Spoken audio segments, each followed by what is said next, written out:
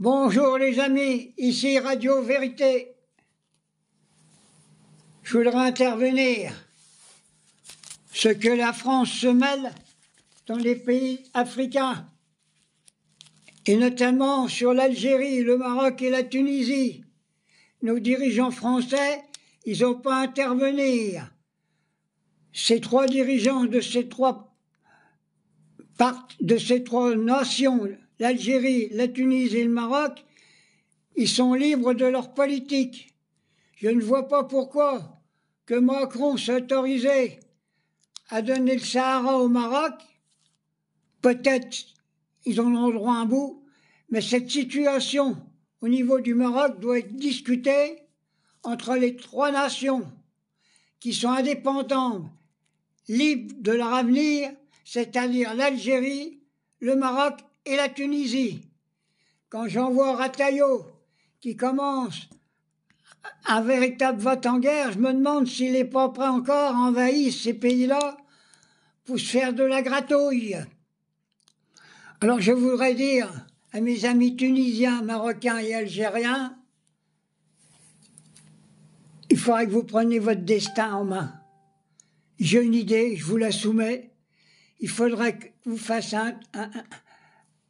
un grand colloque, essayez de voir si vous ne pouvez pas faire comme nous au niveau de l'Europe, pas la même Europe que nous, parce que c'est l'Europe des capitalistes, ils sont en train d'anéantir toute la classe ouvrière. Non, un système que vous groupez ensemble pour faire quelque chose qui pourrait vous aider au niveau, ça veut dire mutualiser vos connaissances, mutualiser vos richesses, de façon que vous soyez indépendants des systèmes capitalistes que l'Amérique et même l'Arabie saoudite.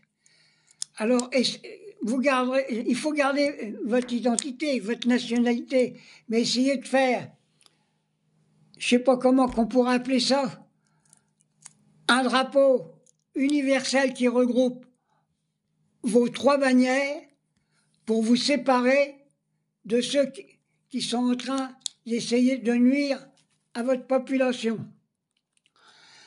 Je ne sais pas comment vous pourrez l'appeler, mais peut-être il y a déjà certains pays d'Afrique qui sont en train de faire une monnaie pour contrecarrer le dollar américain. Il faudra faire une chose dans ce sens-là et envoyer chier tous ceux qui vous veulent du mal. Je dis que, messieurs, les dirigeants de ces trois pays, prenez vos affaires en main, vous êtes des grandes nations, vous êtes libres de négocier entre vous. Il n'y a pas besoin qu'il y ait quelques individus qui viennent vous donner des conseils. Je connais assez bien l'Algérie pour beaucoup de choses. Je la soutiens de tout mon cœur. Même le dirigeant algérien, on n'a pas été tout à fait d'accord avec lui, mais il est chez lui. Il fait ce qui lui plaît. C'est le peuple qu'il faut qu'il manifeste pour essayer de faire changer la politique et de façon qu'ils vivent normalement dans ces pays-là. Mais ce n'est pas aux pays étrangers de ramener leur grain de sel sur les dirigeants algériens, marocains ou tunisiens. Voilà ce que je voulais dire. Alors essayez de vous unir pour barrer la route à l'Amérique, à Israël, à tous ces pays-là. Et je reviens encore une fois, j'appelle l'Algérie, la Tunisie et le Maroc à soutenir Cuba.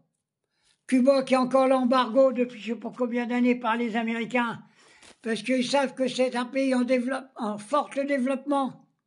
Cuba, il a des leçons à donner au niveau de la médecine.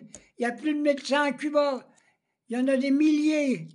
La preuve, pendant la guerre d'Algérie, je suis bien au courant, ils avaient même parachuté des médecins dans le Djebel pour soigner et ceux qui se battaient contre l'armée française. Ils ont même envoyé des médecins pendant le Covid dans les colonies françaises. Et allez, l'Algérie, la Tunisie et le Maroc, faites des accords avec Cuba pour barrer la route aux Américains. Voilà ce que je voulais dire, mes frères. Je vous adore tous.